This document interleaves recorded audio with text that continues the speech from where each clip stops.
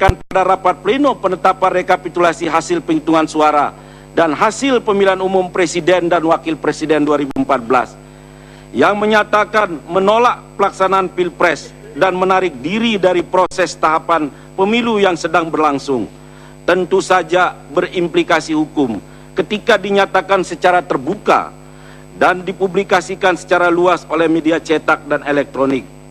Secara khusus mengenai kalimat yang kami kutip di atas dari pernyataan politik pemohon tersebut, jelas sekali bahwa pemohon menarik diri dari kompetisi yang sedang berlangsung dan secara otomatis melepaskan haknya sebagai subjek hukum dalam pengajuan sengketa pemilihan umum presiden dan wakil presiden 2014 di forum Mahkamah Konstitusi yang mulia ini.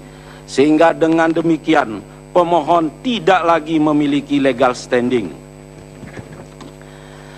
Dalam eksepsi, pemohon tidak memiliki kedudukan hukum legal standing untuk mengajukan permohonan in litis.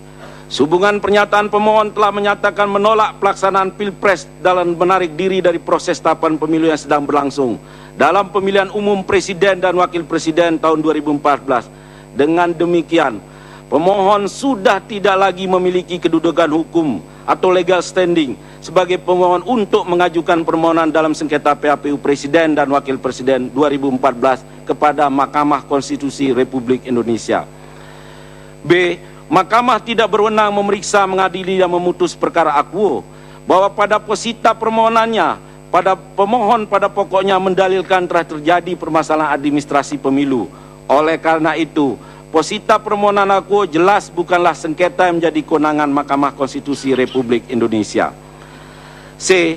Permohonan pemohon melanggar ketentuan peraturan Mahkamah Konstitusi nomor 4 tahun 2014 tentang pedoman beracara dalam persisihan hasil pemilihan umum presiden dan wakil presiden, bahwa adanya perbaikan permohonan setelah permohonan dinyatakan lengkap, telah diterbitkannya APTMK, diregistrasi di BRPK pada hari Sabtu tanggal 26 Juli 2013 pukul 9 waktu Indonesia bagian Barat, maka perbaikan permohonan yang diajukan oleh pemohon telah bertentangan dengan ketentuan sebagaimana dimaksud pada pasal 25 PMK nomor 4 tahun 2014. D.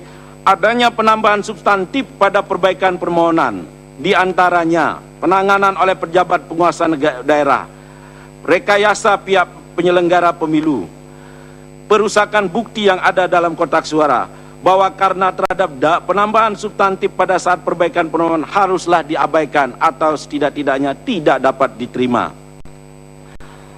Perbaikan permohonan pemohon tidak cermat dan tidak jelas. Permohonan pemohon tumpang tindih dan tidak memiliki korelasi antara posita dengan petitumnya. Dalam permohonan pemohon mencampur adukan antara dalil terjadinya pelanggaran administrasi dengan dalil terjadinya kesalahan penghitungan rekapitulasi juga dengan aktivitas pasangan calon. Bahwa pada bagian lain petitumnya, pemohon meminta diskualifikasikannya pasangan nomor urut 2. Tapi tegas memberi uraian dalil, tidak tegas dalam memberikan uraian dalil tentang alasan diskualifikasi yang bercampur dengan tuduhan terhadap termohon sebagai penyelenggara pemilu presiden dan wakil presiden. Maka cukup beralasan hukum bagi Mahkamah Konstitusi untuk menyatakan menolak permohonan pemohon dengan alasan permohonan pemohon kabur atau tidak jelas, obscurable. Permohonan pemohon terhadap sengketa perselisihan hasil pemilihan umum presiden dan wakil presiden tidak memenuhi syarat formal, bahwa pemohon baik dalam permohonan maupun perbaikan permohonan tidak secara jelas menyebutkan tempat pemungutan suara mana yang salah dalam melakukan penghitungan suara yang merugikan perolehan suara pemohon. 3. Pemohon tidak jelas dan tidak rinci dalam menguraikan pelanggaran yang terstruktur, sistematis, dan masif. Bahwa pemohon pada halaman 13 sampai dengan 144 telah mendalilkan adanya pelanggaran bersifat terstruktur, sistematis, dan masif yang dilakukan oleh termohon dan pihak terkait, akan tetapi pemohon tidak dapat menguraikan secara jelas dan rinci siapa yang melakukan pelanggaran, di mana pelanggaran itu terjadi, dan bagaimana bentuk pelanggaran tersebut dilakukan. Dengan demikian, permohonan pemohon tersebut haruslah ditolak atau setidak-tidaknya dinyatakan tidak dapat diterima. Pokok-pokok permohonan. mengenai daftar pemilih khusus tambahan DPKTB. Pengguna hak pilih. Kita akan berbincang mengenai apa tadi disampaikan oleh tim kuasa hukum dari Jokowi JK. Saya ke Anda dulu, Pak Margarito. Tadi kita berbicara mengenai legal standing. Tadi disampaikan oleh kuasa hukum Jokowi JK bahwa tidak cukup kuat begitu karena sebelumnya pasangan Capres nomor urut 1 Prabowo Hatta menyatakan menarik diri dari proses rekapitulasi suara di KPU sehingga tidak mendasar gugatan yang diajukan. Ya, pertama soal legal standing gitu ya. Ini sudah jadi ya istilah Mbak Wi, common sense ya. Sebab begini, dan ini mesti hati-hati mereka. Bisa jadi Jokowi nggak sah. Anda tahu kan waktu, walaupun real pada waktu itu Pak Prabowo itu menyatakan menarik diri dari proses rekapitulasi, bukan dari pilpres, ya. Tapi sudahlah, kalau kita ikut saja tesis mereka begitu. Kalau mereka Prabowo itu menarik diri dari pilpres, bukankah capres tinggal satu? Ya, satu. Yang kedua, bukankah rekapitulasi belum selesai? Bagaimana mungkin ada pemilu ada cuma ada satu peserta? Satu. Yang kedua, yang ketiga, pilpresnya rekapitulasinya belum selesai. Bagaimana Anda memperoleh angka akhir suara nasional? Saat itu belum ketok palu. Belum ketok palu. Dan jangan lupa, kalau Anda bicara mengenai mundur, ada tata caranya. Mundur itu. Tegas dan jelas pada waktu itu, Pak Prabowo itu mengatakan menarik diri dari proses rekapitulasi. Dan oleh karena itu, dan ini ya, lucu juga sebenarnya begitu ya. Cuma memang ya dia dari pihak terkait begitu ya. Oleh karena kalaulah Prabowo Hatta pasangan nomor 1 itu sudah dianggap tidak memiliki legal standing, kenapa sih KPU waktu membuka kotak suara memberitahukan kepada saksi pasangan calon? Edaran KPU membuka kotak suara itu diminta juga untuk saksi pasangan calon kedua belah pihak. Di dalam surat edaran tidak disebutkan saksi, hanya Panwas dan kepolisian saja. Tapi di dalam kenyataannya mereka tadi mengatakan juga kan mengundang juga saksi pasangan calon. Nah, kalau Anda sudah mengatakan Anda sudah mengakui orang ini memiliki legal standing, kenapa Anda undang? Jadi kan ini lucu-lucuan aja sebenarnya ini permainan logika ya. Tapi ini biasa dalam berperkara di Mahkamah Konstitusi. Mereka pasti ngomong seperti itu. Sebenarnya ini berisiko. Pertanyaan ini saya pernah ditanyakan oleh beberapa teman gitu ya. Dan saya bilang, Anda serius? Kalau Anda serius, Jokowinya nggak sah. Mengapa tidak sah? Karena tinggal satu. Tinggal Jokowi dan tinggal satu pasangan. Kalau tinggal satu pasangan tidak ada pemilu. Nomor 1, nomor 2, itu sekali lagi seperti tadi saya katakan, rekapitulasinya belum selesai. Bagaimana Anda memperoleh angka nasional? Bagaimana Anda memperoleh suara secara nasional? Rekapitulasi belum selesai. Masih ada 3 provinsi yang belum selesai dihitung pada waktu itu, belum direkap pada waktu itu. Bagaimana Anda memperoleh angka terakhir? Ya, nggak bisa. Tapi ini ya baguslah, orang punya hak begitu ya. Dia mesti memberikan argumen. Ya, oke, nggak ada masalah. Mbak Wi, in the end ini bukan adu argumentasi tapi adu bukti begitu. Kita melihat bagaimana kemudian kuat-kuatan bukti mana yang kemudian bisa dihadirkan kepada majelis hakim yang terhormat, para majelis hakim di Mahkamah Konstitusi. Mbak Wi, kalau misalkan beberapa pernyataan disampaikan tadi, ada hukum yang harus ditegakkan. Kita memberikan keadilan seadil-adilnya kepada masyarakat. Saya harus nanya lagi dari sisi politisnya.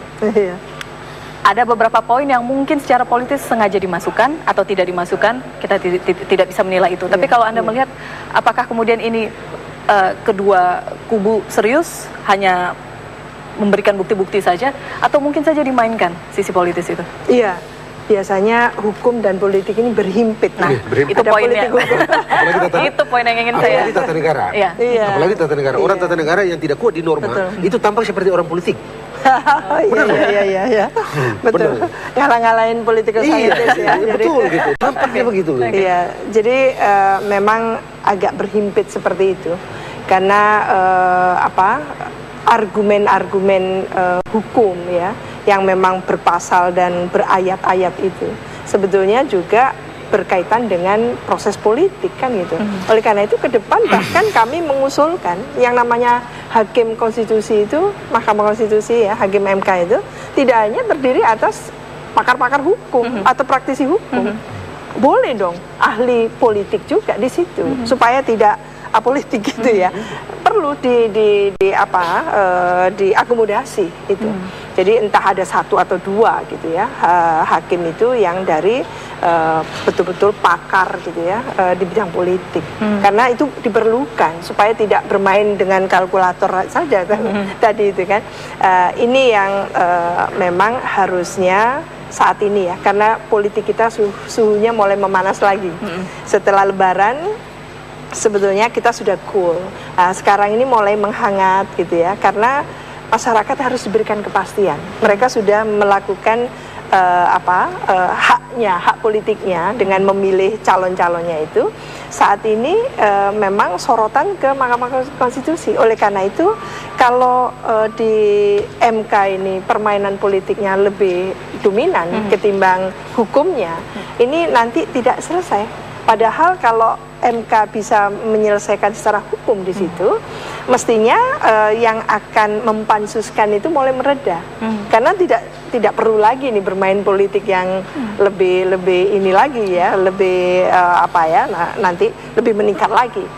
Karena masalah hukum, urusan hukum ini yang harus diselesaikan. Bagaimana kemudian bisa meyakinkan masyarakat bahwa kita tahu ada beberapa kasus yang sempat menderat para hakim di MK?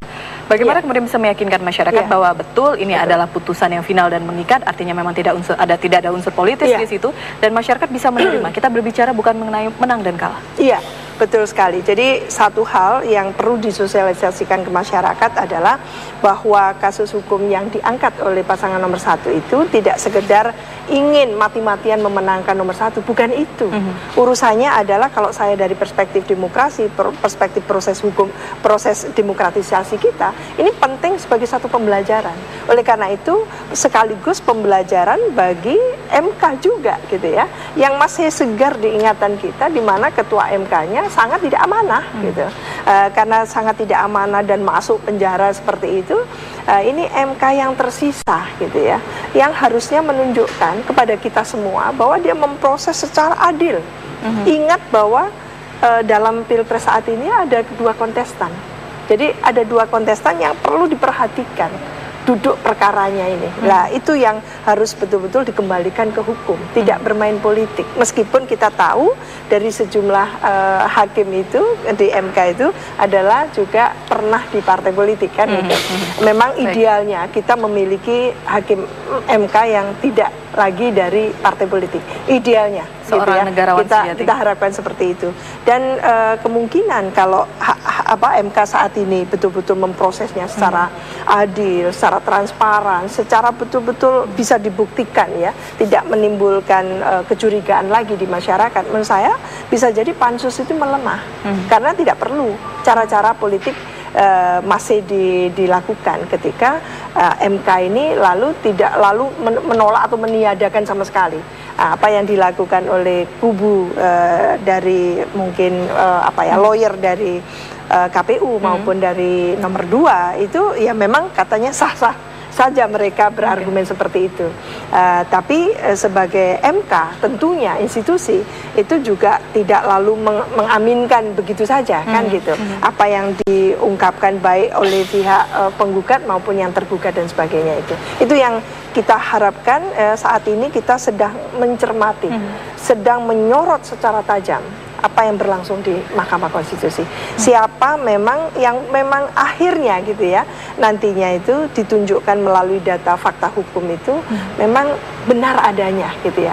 Katakan bukan sekedar oh ya memang Pak Prabowo kalah, atau Pak Prabowo ternyata punya suara yang banyak gitu ya, atau sebaliknya seperti itu. Atau memang Jokowi menang, atau Jokowi ternyata tidak sebanyak itu suaranya. Nah, ini yang perlu didudukkan kembali supaya kemenangan siapapun yang akhirnya menang itu utuh kita terima secara betul-betul dengan hati nurani yang lega gitu ya, bukan tidak menyisakan lagi satu katakan nanti ketidakpuasan atau kekecewaan. Mencari kebenaran substansi.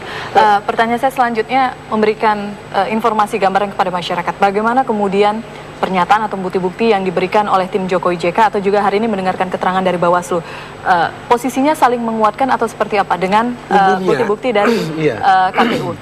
Umumnya nanti akan dijelaskan di segmen selanjutnya, Bapak. Kita harus jeda Pak Margarito. Jawaban selengkapnya pemirsa saat lagi di Breaking News TV One.